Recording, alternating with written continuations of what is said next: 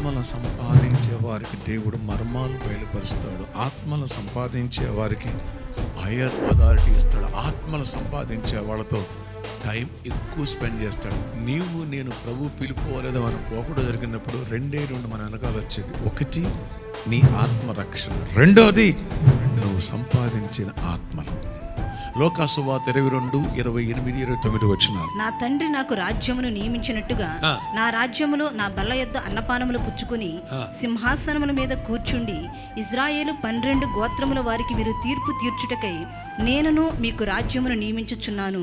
నువ్వంట కొన్ని ఆత్మల్ని ప్రభుత్వం తిప్పితే శోధన వచ్చిన, శ్రమ వచ్చిన, ఇరుకు వచ్చిన, ఇబ్బంది వచ్చిన నా కోసం నిలబడ్డా కాబట్టి ఇక్కడ దీవించడమే కాదు, అక్కడ నా రాజ్యములో కూడా నా భోజన బలం, నా డైనింగ్ టేబుల్ మీద కూర్చొని నాతో కలిసి మీరు భోజనం చేస్తారు.